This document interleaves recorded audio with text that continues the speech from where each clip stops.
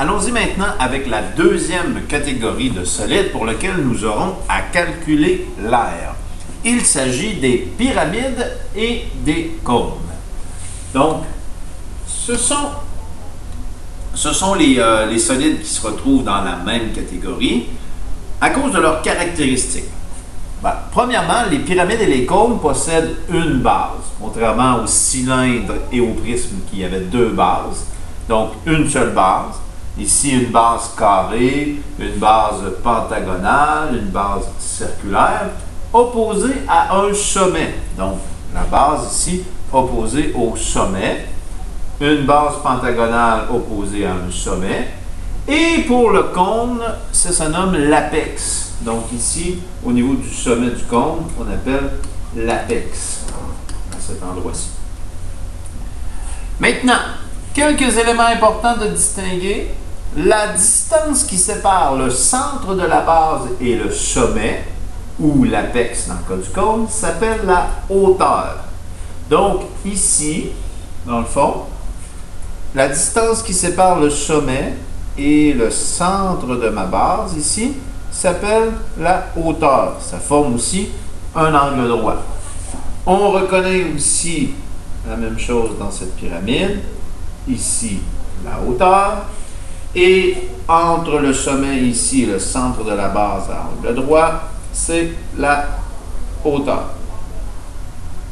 Donc, hauteur. Deuxième élément maintenant à repérer dans nos solides, c'est ce qu'on appelle l'apothème. Donc, l'apothème de la pyramide est la longueur du segment abaissé perpendiculairement à un côté de la base. Si on regarde sur le dessin, ici, dans la pyramide, on appelle ça l'apothème. Sur la pyramide à base pentagonale, l'apothème de la pyramide ici, donc l'apothème.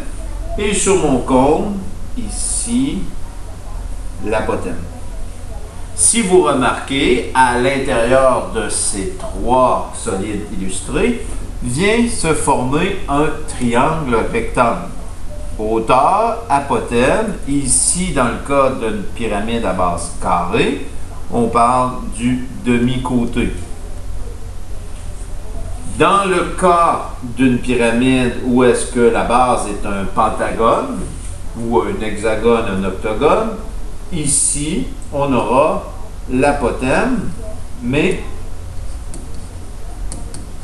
de la base. Donc, un triangle rectangle est ainsi formé. Dans le cas du cône, on retrouve ici le troisième côté du triangle rectangle, qui est le rayon de mon cône. Donc, dans le cas du cône, je vais passer par-dessus tout à l'heure, dans le cas du cône, l'apothème du cône est la longueur du segment abaissé de l'apex à un point quelconque du cercle.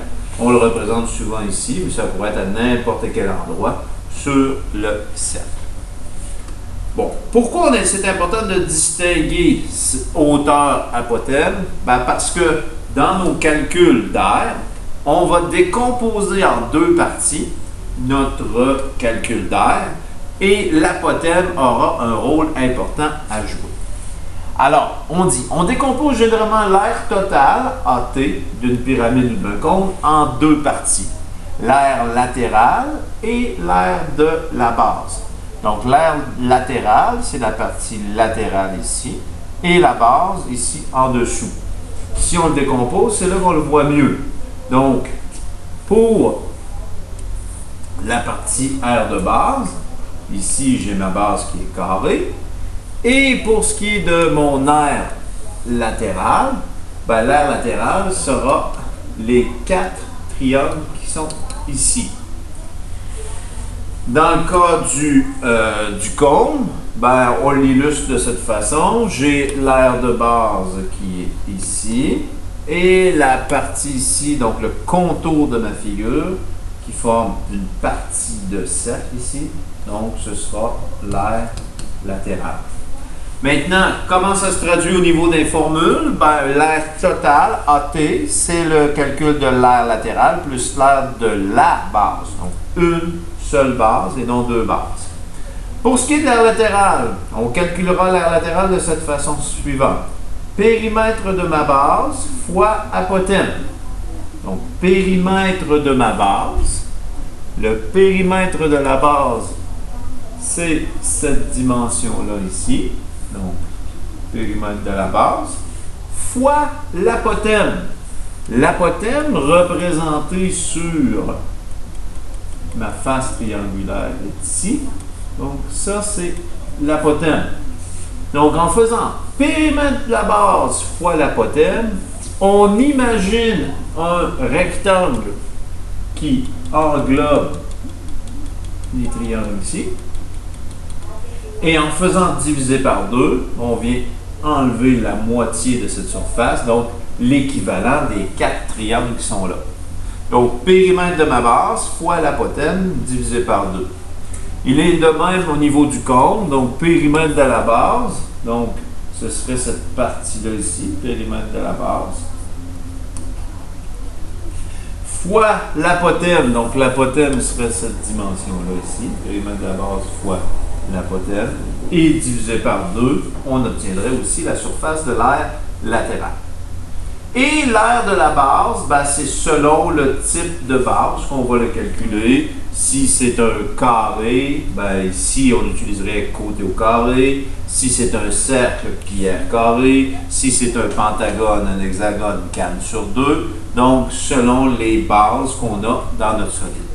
Donc, c'est pour ça qu'il faut faire attention donc, de bien repérer l'apothème dans notre solide et de bien connaître la base donc, qui se retrouve à l'intérieur de notre solide.